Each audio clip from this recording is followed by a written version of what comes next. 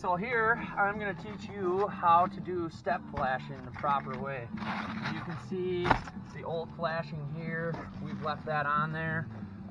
The idea behind that is on a house like this, taking off the siding is just absolutely stupid. Don't do it. You'll never get it back together. It's aluminum. It's probably extremely old. So what we do, this is the step flashing. Every single shingle is going to have one of these, and these are going to go slip behind the siding like this.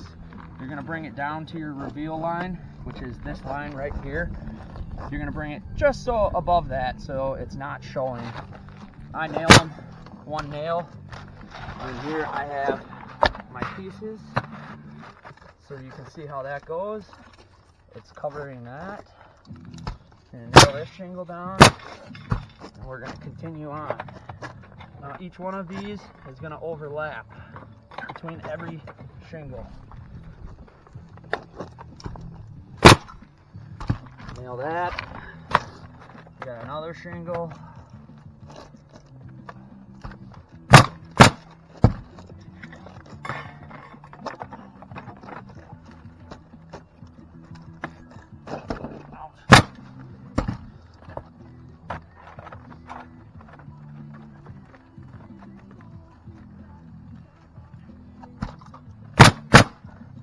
Well, some people will disagree with me that doing it this way is wrong.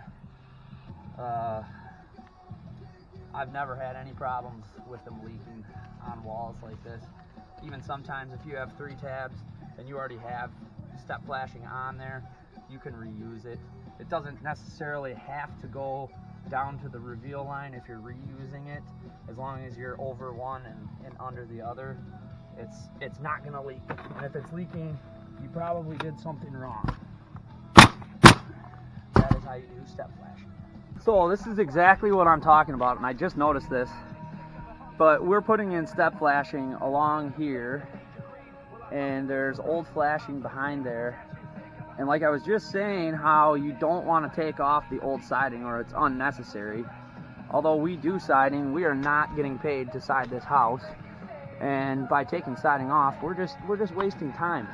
Now look, somebody, I don't know if it was the old roofers, but somebody has removed the siding, and if you can see here where it doesn't line back up, right here, and in order to get it to fit together on this side of the window, look at this reveal right here. That's about a 4-inch reveal instead of an 8-inch reveal. So if we were to take any of this apart, I don't know how in the world you would remember to put it back together so terribly. So thank God we're not taking the siding off, or we don't need to. Otherwise that would be a can of worms. Okay, so here we're going to show you, you watch a lot of other YouTubers, they 5-nail and 6-nail. We do not. And in our area, 5 nails is not required. Now look, you have 4 nails. You have one about an inch from each end, and then you have one about a foot apart in the middle, and then you have your 6-8-inch offset like this. Now a lot of other YouTubers are doing 5-nail and stuff like that. I find absolutely no benefit to that.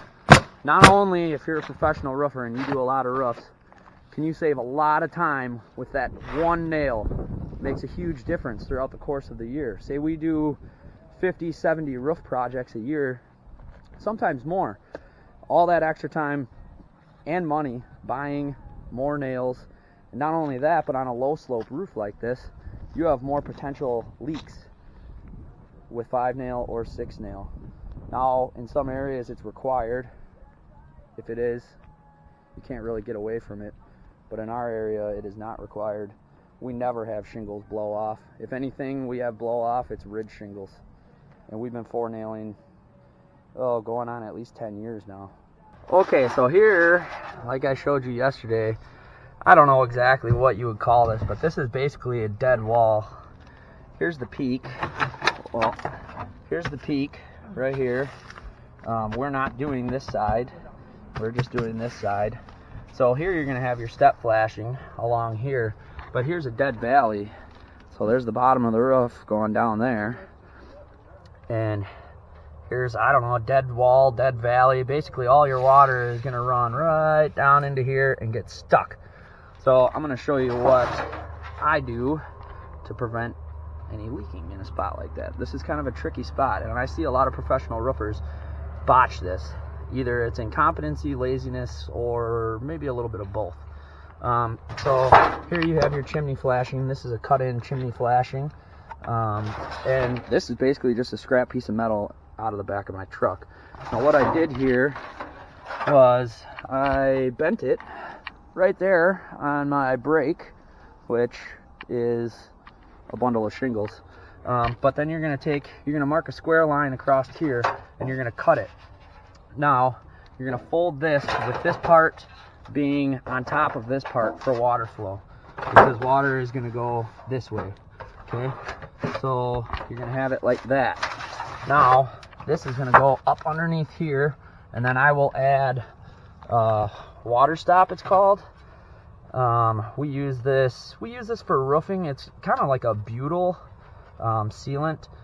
It doesn't harden, it really never dries. It's kind of expensive, but it's really good stuff. And what I'm going to do with the caulk is I'll lay a bead right in here, and then this will be completely sealed off. Now this is going to go up underneath here. I know this piece of metal is kind of ugly, but you're not going to see any of this really. And then one other recommendation is when you do this, make sure that this end is held out a little bit further than this end. You're going to push this end in as far as you can. That's going to allow the water, you know, a little bit of a slant along the edge of this so that the water can come out over on this side. Just like I said with the step flashings, every roofer has their own way of doing things. There are other ways of doing this. I'm very confident that this is not going to leak when I'm done with it. But to each their own. But I guess if you are in a pinch and you don't know quite what to do in a situation like this, rather than a 5-gallon bucket of tar, which we see a lot, try this. It's pretty. Okay, so here we are up to the top of the chimney here. This is what it looks like when it's installed. Remember, we put the water cutoff all the way across here, up to here, and then I'm going to add some more in here, but really water flow, since the water's flowing this way, water shouldn't get back up here, but I'm going to do it just because, just in case, because this is a really bad spot, and I don't know if there's really any really perfectly right way to do something like this, unless you like solder it, which we don't really have the equipment to do. So you can see the caulk in there. I'll caulk all this here. One thing I'll show you here is our corner. I'm going to put some screws in there and hold that all nice and tight together. But you have your shingle tin going up underneath this, and this running out here on top of this course of shingle. And then I have my next course right here, which is going to go just like that on there. And as you can see, you really won't see any of this. Now I did tilt this so that water will run this way, so that side over there is just a little bit higher than this side, that way it doesn't want to pool into the corner. And then here you're just going to continue with your regular step flashing, as we've been doing, and we'll continue the step flashing all the way up to the top. Just kind of a really goofy spot, and I don't know, if you roof enough you'll run into this. If you don't roof at all, you probably will never see something quite so goofy. But even for me, this is something I don't see very often, and we do a lot of roofs throughout the course of the year. It's one of those spots just in here. We are done with the roof. As you can see, we're just doing some final cleanups. We are eventually going to do this entire roof. The homeowner wanted it done this year. The way our fall went, it's been winter since before Halloween. We've been shoveling roofs and dealing with frost and all sorts of stuff already this year. So our main concern was to get this side done. This is where all the leaking is.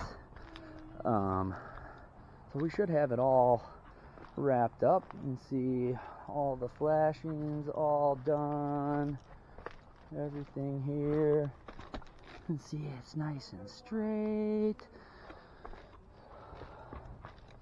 You can see here. One thing I hear a lot of complaints, not from us, but from other roofers. They just don't do a good job with the little details.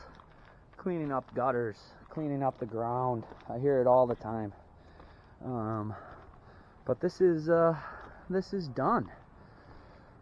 So it's like the December the 27th, I believe. So this will probably be our last roof for the year. We have some repair jobs and other roofs that we might be able to get to this year, depending on what the weather does. But here she is. So now, I just want to take a little bit of time. This is our first YouTube video, and I kind of want to explain what we're planning on doing as far as YouTube videos. There'll be a lot of videos coming up.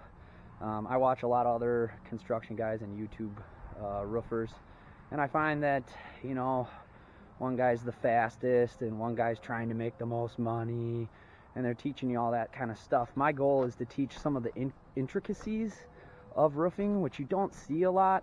I have a feeling some of the other roofers, they're good roofers, but they don't show a lot of that stuff because I think you guys, a lot of comments, oh, you're doing it wrong, you're doing this, you're doing that. Well, I don't care.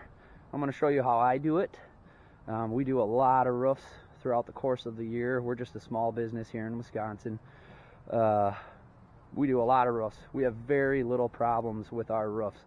If you do enough roofs, you're always going to have issues, you know, here and there. But I'd say our track record is pretty good. So my goal is to show you guys some of the intricacies. If you're a professional roofer, I don't really care how fast you are. We can all shingle 5/8 square an hour in the right scenario and everything like that. But I want to show you some of the intricacies. If you guys don't like it, I don't care. Well, thanks for watching.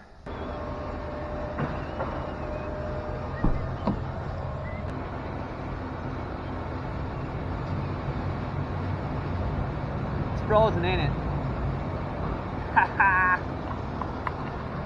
At the dump, and our trailer is frozen. Gotta love it.